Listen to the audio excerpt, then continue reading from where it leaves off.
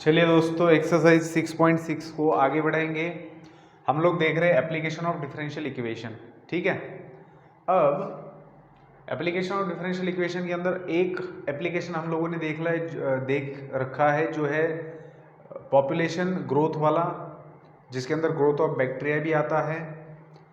तो इसके ऊपर डिपेंडेंट एक्सरसाइज 6.6 के अंदर जितने भी एग्जाम्पल थे हम लोगों ने स्टडी कर रखे हैं। अब हम लोग देखने वाले हैं रेडियो एक्टिव डीके के ऊपर का एप्लीकेशन। ठीक है, तो इसके अंदर क्या होगा कि कोई भी रेडियो एक्टिव एलिमेंट है तो आपको पता है कि उसका डिसइंटीग्रेशन होता है विथ रिस्पेक्ट टू टाइम। मतलब जैसे जैसे टाइम बढ़ते जाता है mass of the radio active substance कम कम होते जाता है। ठीक है ना, तो इस टाइप के एग्जाम्पल में हमें क्या करना होता है कि पर्टिकुलर टाइम के बाद में कितना मास बचेगा उसके अंदर, ऐसा क्वेश्चन पूछा जा सकता है। या फिर अगर इतना मास बचा है तो कितने टाइम के बाद में इतना मास बचेगा। ठीक है ना, मतलब दो चीज़ें पूछी जा सकती है, एक तो mass left after a time period, कितना मास बचा है पर्टिकुलर टाइम पीरियड के बाद में, या फिर टाइम पीरियड भी पूछा जा सकता है कि अगर इतना मास बचा है तो कितने टाइम के बाद में बचा होगा। ठीक है ना, तो ये दो चीज़ें पूछी जाती है रेडियो एक्टिव डीके के अंदर।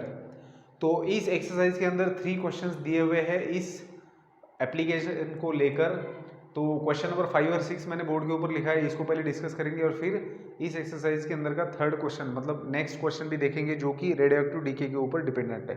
ठीक है, तो जनरल मेथड देखते हैं सबसे पहले।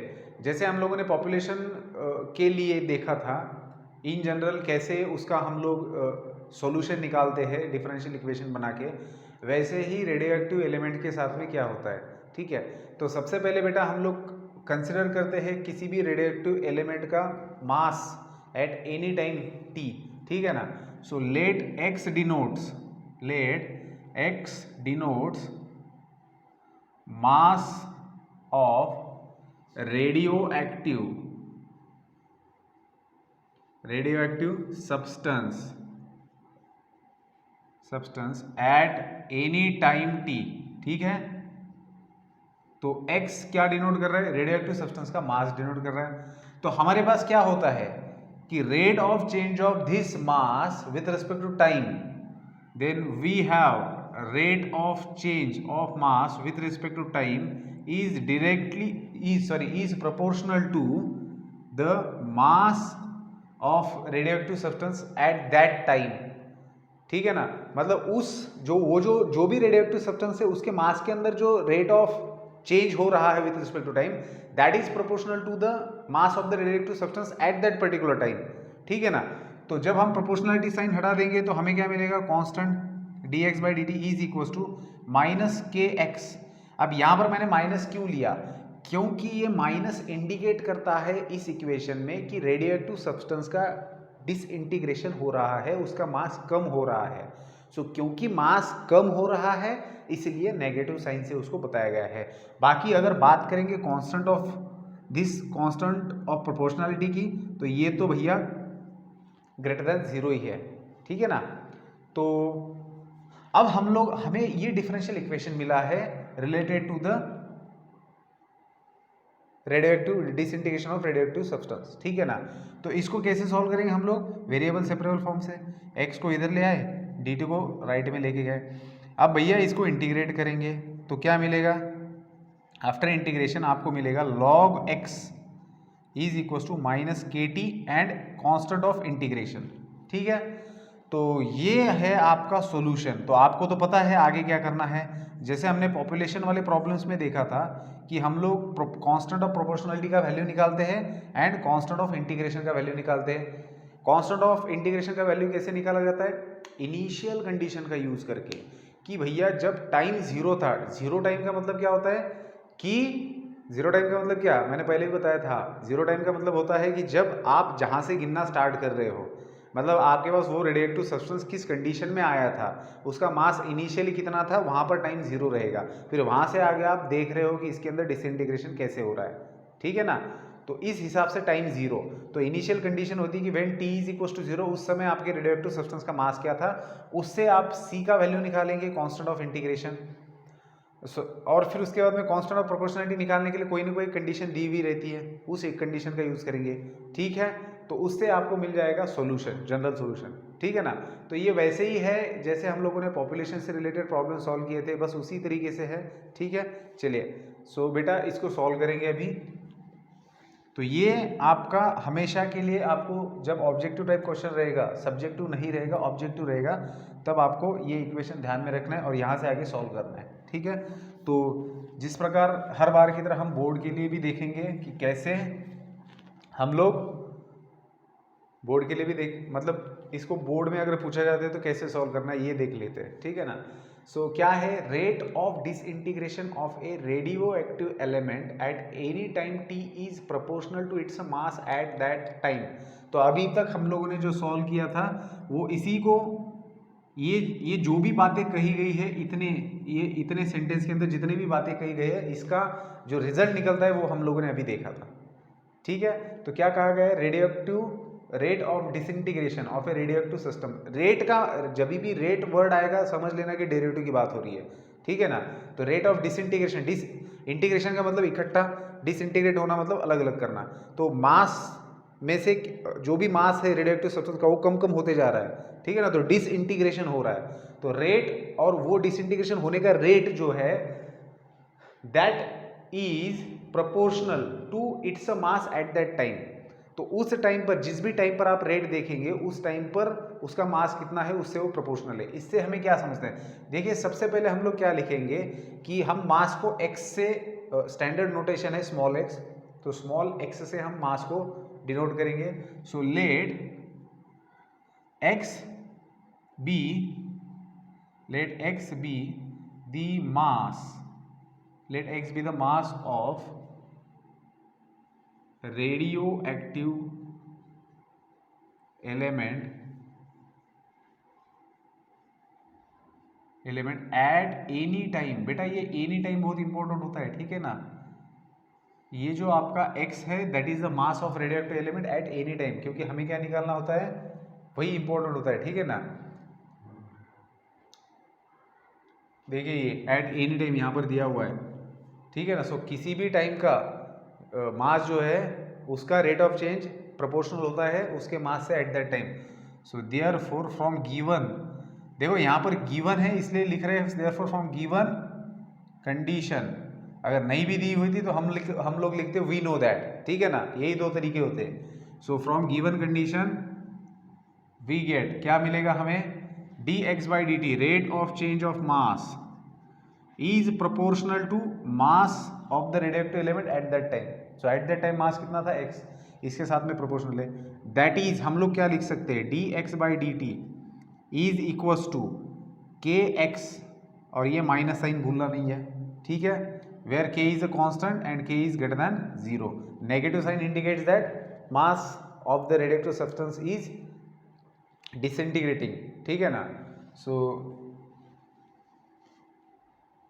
अब क्या करना है बेटा, हमें पता है इस डिफरेंशियल इक्वेशन को सॉल्व करना है। सो क्या करेंगे, variable separable that is dx by x is equal to minus k dt, ठीक है। नाउ इंटीग्रेटिंग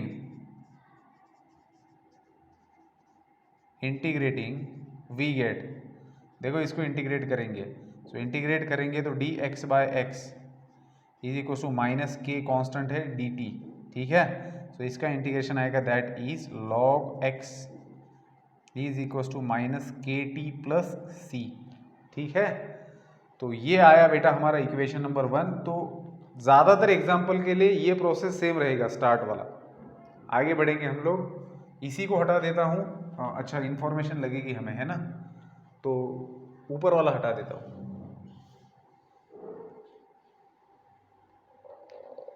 ठीक है, ये हट जाएगा अभी।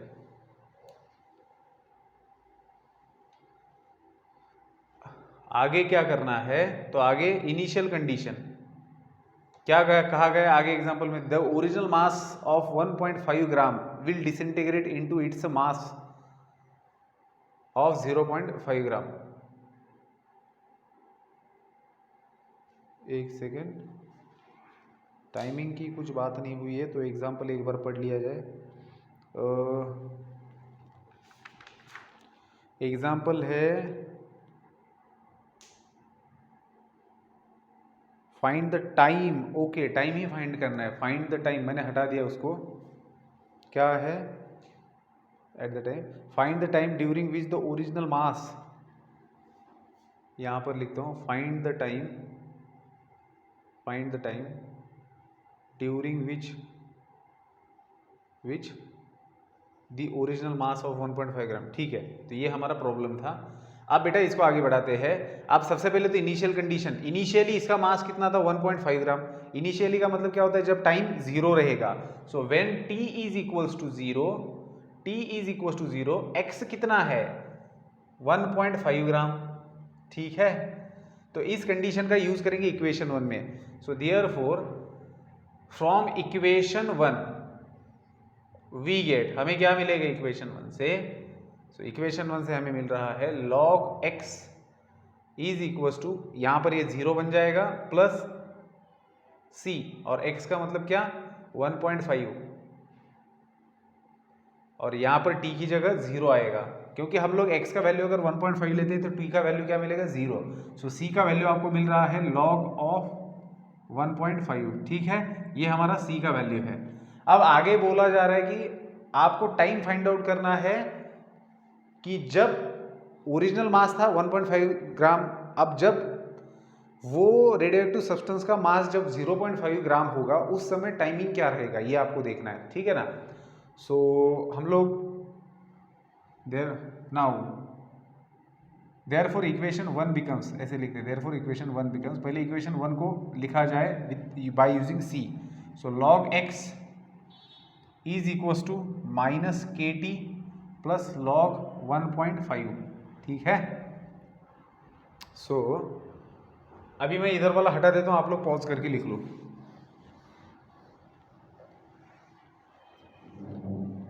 तो बेटा यहां पर अगर आप लोग देखेंगे तो उस log 1.5 राइट हैंड साइड में जो उसको लेफ्ट में ले आता हूं तो आपको मिलेगा log ऑफ x माइनस 1.5। ठीक है, sorry log of x minus log 1.5 which is equal to minus k times t। अब ये आपको पता है कि बेस log का सेम है, तो क्या लिखेंगे आप इसको log of x by 1.5 which is equal to minus के टी। अब 1.5 को आप लोग 3/2 भी लिख सकते हो, तो 3/2 लिखेंगे, क्यों लिखना है क्योंकि कैलकुलेशंस आसान हो जाएंगे। सो 1.5 को 3/2 लिखेंगे तो ये बन जाएगा 2x/3। ठीक है, इतना तो समझ पाओगे। अब आपने जो आपका जनरल सॉल्यूशन था c की वैल्यू रख के इसको ठीक ठाक बना दिया है। नाउ हमें क्या करना है, जब मास 0.5 बनेगा उस समय टाइम क्या रहेगा। अब देखो कांस्टेंट ऑफ प्रोपोर्शनैलिटी निकालने के लिए हमें कंडीशन नहीं दिया है, तो हम लोग उसको कुछ नहीं कर सकते। हमारा जो टाइम का आंसर आएगा that will come in terms of k। ठीक है, अगर एक और कंडीशन दी होती तो हम लोग k की भी वैल्यू रख देते थे और सिर्फ उसके अंदर क्या रहता था, फिर टाइम निकालने के लिए सिर्फ मास की जरूरत पड़ती थी। ठीक है ना, तो चलिए यहां पर when m is equal to 0.5 gram, t is equal to how much, ये हमें निकालना है। तो देयरफॉर इसको बोलेंगे equation number 2। So therefore from equation 2 we get, क्या मिलेगा हमें, log ऑफ 2x/3। अब 2x क्या है हमारा, ये 0.5 वाला। ठीक है, which is equal to minus k into t, that is 2 into 0.5 आता है log 1/3 which is equal to minus के टी। तो इसको आप लिख सकते हो minus log 3 is equal to minus के टी। कैसे, 3 को ऊपर लाए तो 3⁻⁻1 बन गया, -1 को जंप करा के बाहर लाए, तो ये माइनस माइनस प्लस बन गया। तो t का वैल्यू आपको मिल रहा है बेटा 1/k इंटू log 3।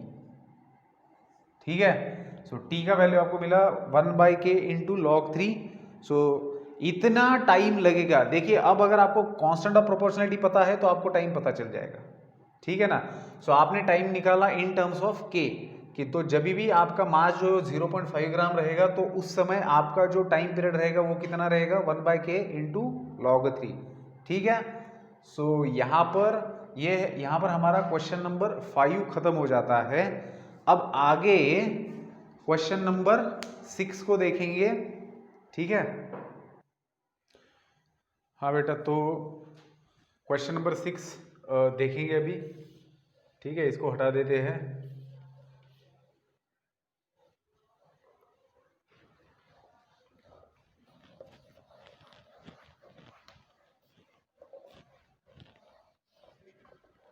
सिक्स के अंदर क्या दिया है? The rate of decay of certain substance is directly proportional to the amount present at that instant. Initially there are 25 gram of certain substance and 2 hours later it is found that 9 gram are left. Find the amount left after 1 more hour. देखिए अब यहाँ पर इस question के अंदर पूछा क्या है, इसकी तरफ अच्छे से ध्यान देना चाहिए। यहाँ पर ये पूछा है कि find the amount left. Left को देखिए जरा, कितना अमाउंट बचा हुआ है ये पूछ रहे हैं आफ्टर 1 मोर आवर। तो यहां पर कंसिडरेशन में क्या लेना पड़ेगा? कंसिडरेशन में लेना पड़ेगा let x be the amount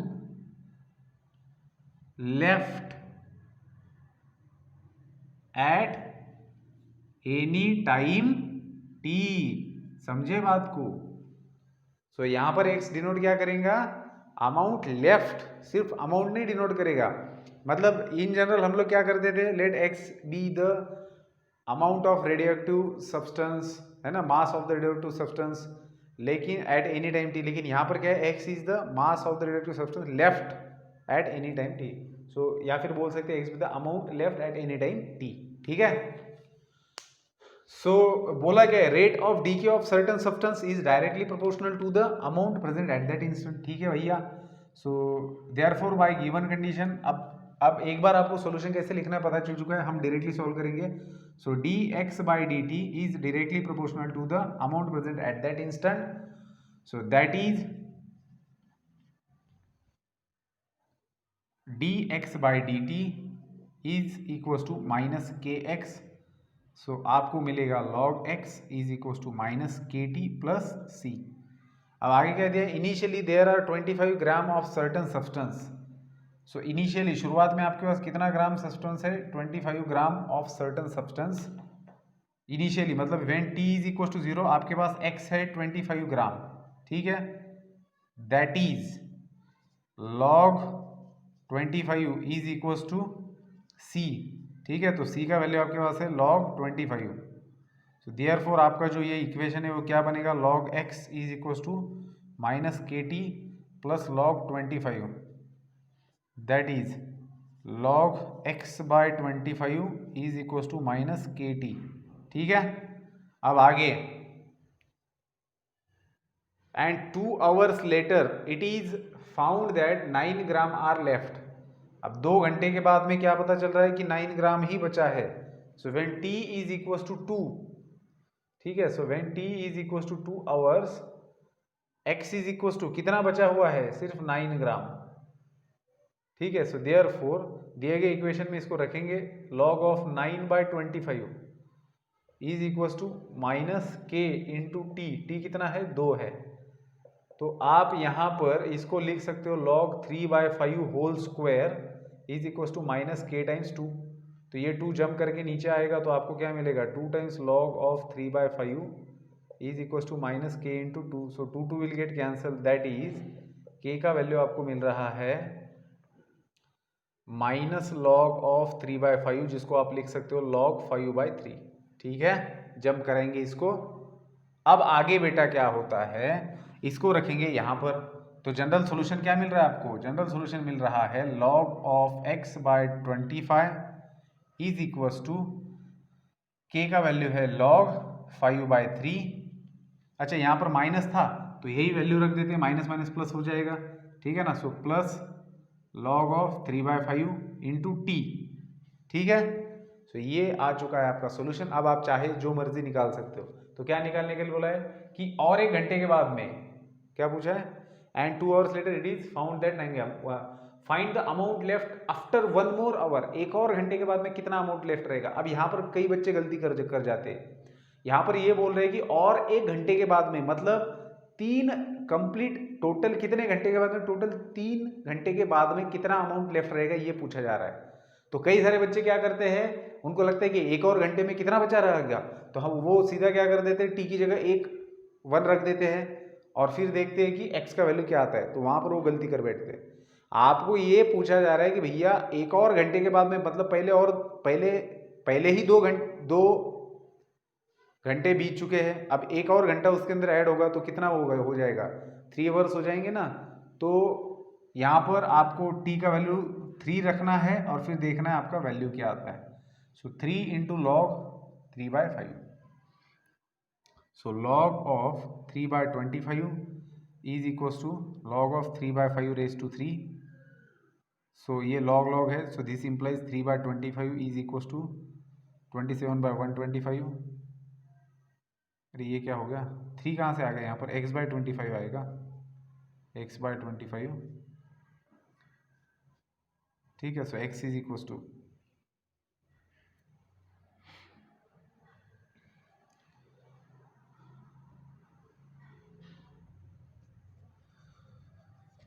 5.4 ग्राम बचेगा आफ्टर 1 आवर। ठीक है, सो ये आया आपका फाइनल आंसर। सो यहाँ पर हमारा ये क्वेश्चन नंबर 6 भी खत्म हो जाता है। चलिए, मैं एक और क्वेश्चन है इसके ऊपर डिपेंडेंट, जिसको मैं लिखता हूँ, फिर हम लोग उसको भी डिस्कस करेंगे। चलिए बेटा, इस एग्जाम्पल को अच्छे से समझ लेना है। रेडियो एक्टिव एलिमेंट दिया हुआ है रेडियम, जो डिकम्पोज हो रहा है at the rate proportional to the amount present at any time. ठीक है, तो x be the amount present at any time, let x be amount of radium present at any time। ठीक है, so rate of decomposition of radium is proportional to the amount present of any time, therefore log x is equals to minus kt plus c, where k is greater than 0 and negative sign indicates that radium is decomposing। ठीक है, तो उसका amount कम हो रहा है, ये हमें यहाँ पर समझ में आ रहा है। अब करना क्या है, देखिए कंडीशन क्या है, if p% of the amount disappears in 1 year, एक साल के अंदर p% of the amount disappear हो रहा है, what percent of amount of radium will be left after 2 year। देखिए, इसके लिए, इस एग्जाम्पल को सॉल्व करने के लिए या फिर इस कंडीशन को इस्तेमाल करने के लिए हमारे पास इनिशियल स्टेज में, जब टाइम आपका 0 था, जहां से आपने गिनना स्टार्ट किया है, वहां पर आपके पास कितने अमाउंट का रेडियम था ये पता होना जरूरी है। ठीक है, तो हमारा रेडियम एनी टाइम का x अमाउंट है, तो हम इनिशियल टाइम में x0 ले लेते हैं, है ना। सो लेट, नहीं यहां पर बोलेंगे initially when t is equal to 0 x भी इक्वल टू x0। ठीक है, अब बेटा अगर t 0 होने के पश्चात, मतलब जब t 0 है, तब अगर आपका रेडियम का अमाउंट x0 है, तो c का वैल्यू क्या मिलेगा, log x0 is equal to, यहां पर 0 आएगा c। सो देयरफॉर ये इक्वेशन 1 क्या बन जाएगा, इसको इक्वेशन 1 बोलेंगे। देयरफॉर इक्वेशन 1 बिकम्स, इक्वेशन 1 क्या बनेगा, log of x0 is equal to minus kt, sorry log x is equal to minus kt plus log x0। तो इसको लेफ्ट में ले लीजिए, तो क्या मिलेगा आपको, log of x minus x0 is equal to minus kt। ठीक है, हो sorry, log x minus log x0 मतलब x/x0 होगा वो। ठीक है, वही लिखना चाहता था मैं, लेकिन सीधा माइनस लिख दिया, गलती कर दी।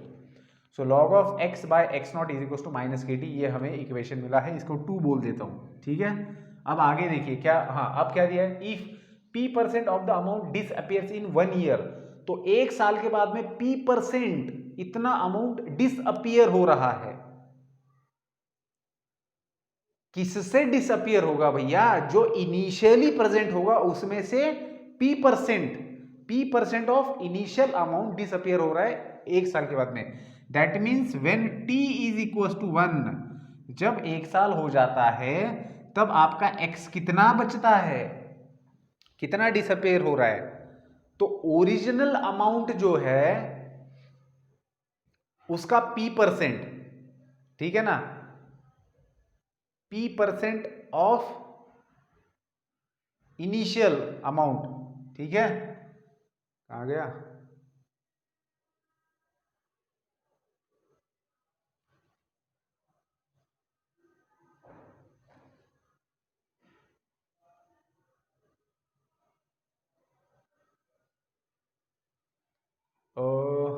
What percent of amount of radium will be left after 1 hour, एक सेकेंड, हाँ बेटा, क्या हो रहा है यहाँ पर, P% of the amount disappears in 1 year, P% of the amount disappear, तो किससे डिसअपियर होगा, ओरिजिनल अमाउंट कितना x0 है, तो आप x क्या है, एक साल के बाद में x क्या होता है, amount of radium after 1 year, तो एक साल के बाद में अमाउंट ऑफ रेडियम कितना बचा, x0 minus P% of x0, समझ रहे हो, एक साल के बाद में इतना अमाउंट खत्म हो चुका है x0 में से, ये x0 है, इसमें से खत्म हुआ P% ऑफ x0। जैसे मान लीजिए अगर आपके पास 10 ग्राम इतना रेडियम है, ठीक है, और एक साल के अंदर अगर 10% खत्म हो रहा है, मतलब 1 ग्राम खत्म हो रहा है, तो बचेगा कितना, 10 में से आप 1% मतलब 1 ग्राम कम कर देंगे, तो यहाँ पर x0 आपका इनिशियल था, उसमें से आपने P% ऑफ x0 कैंसिल किया, तो बचेगा क्या, x0 माइनस P% मतलब P/100 of x0, that is आपको मिल रहा है x0 in bracket 1 minus P/100, ठीक है। सो ये एक साल के बाद में इतना रेडियम बचा है। अब इसको रखा जाएगा 2 के अंदर और k का वैल्यू निकाला जाएगा। So therefore equation 2 becomes,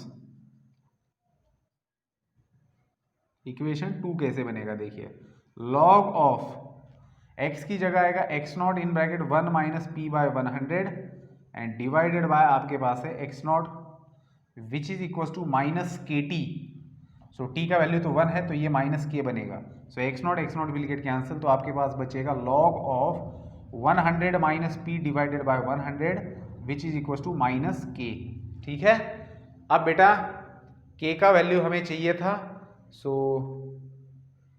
minus k का भी वैल्यू मिला है, इसको भी आप लोग यहाँ पर रख सकते हो, ऐसे कोई दिक्कत नहीं है, ठीक है, तो पॉजिटिव ही होने वाला है। चलिए हमें क्या निकालना है, what percent of amount of radium, अच्छा परसेंट ऑफ अमाउंट, सिर्फ अमाउंट नहीं पूछा, परसेंट ऑफ अमाउंट पूछा है, ठीक है ना, percent of amount of radium will be left after 2 years, 2 साल के बाद में कितना बचेगा परसेंट, ये पूछा गया है, ठीक है, इसको ध्यान में रखना है। अब आगे, सो फाइनली हमारा सॉल्यूशन क्या बन चुका है, जिससे हमें मिलेगा रेडियम।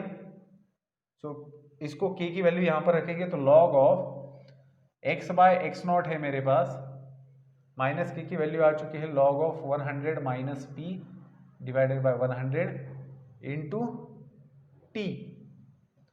अब क्या पूछ रहे, 2 साल के बाद में कितने परसेंट अमाउंट बचा रहेगा, ठीक है, 2 साल के बाद में। So after 2 years therefore when t is equal to 2, x कितना बचा रहेगा ये पूछ रहे, कितने परसेंट बचा रहेगा, ठीक है, ठीक है। चलिए अब क्या करेंगे हम लोग,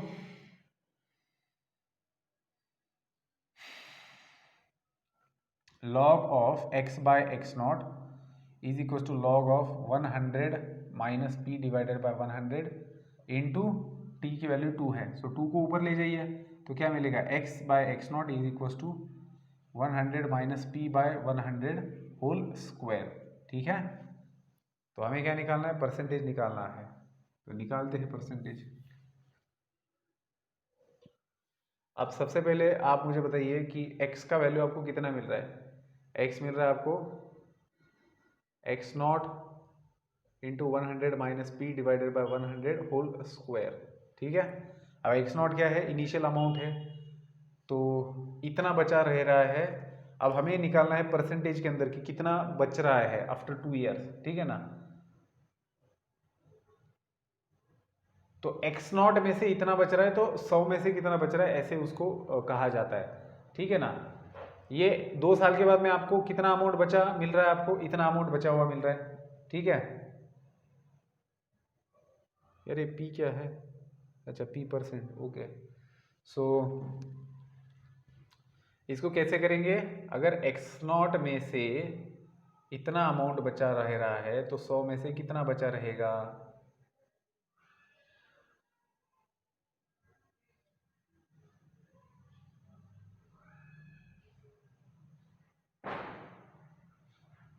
So that is x naught into this question mark is equals to 100 into 100 minus p divided by 100 square.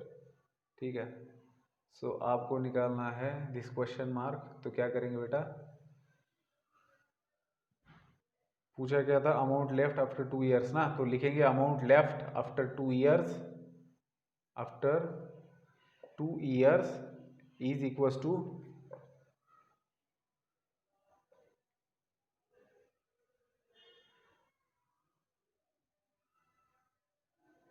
100 divided by x not. यहाँ पर भी एक्स नॉट है.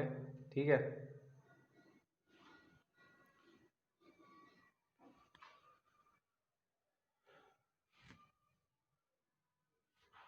एक्स नॉट में से इतना बचा है तो 100 में से कितना बचा है, इनका क्रॉस मल्टीप्लिकेशन करके आपको ये निकालना था. एक्स नॉट को इधर भेज दिया और इनका क्रॉस मल्टीप्लिकेशन किया तो एक्स नॉट कैंसिल हो जाएगा.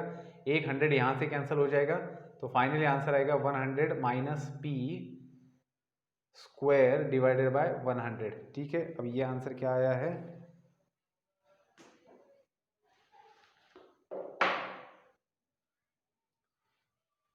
अच्छा उन्होंने कुछ अलग अंदाज में लिखा है तो आप भी वैसे लिख सकते हो. एक्स नॉट कैंसिल हो जाने के बाद में या तो ऐसे लिखो या फिर आप 10 को अंदर ले जा सकते हो. तो 10 को अंदर लेके जाएंगे तो आपको मिलेगा 100 माइनस पी डिवाइडेड बाय 100. मतलब इसको आप लिख सकते हो 1 minus p by 100 whole square. तो 10 को मल्टीप्लाई करेंगे तो 10 माइनस पी बाय 10 मिलेगा. या ऐसे भी लिख सकते हो. ठीक है. तो ये था बेटा आपका रेडियोएक्टिव डीके वाला एप्लीकेशन. मिलते हैं अगले लेक्चर में, उसमें देखेंगे न्यूटन्स लॉ ऑफ कूलिंग.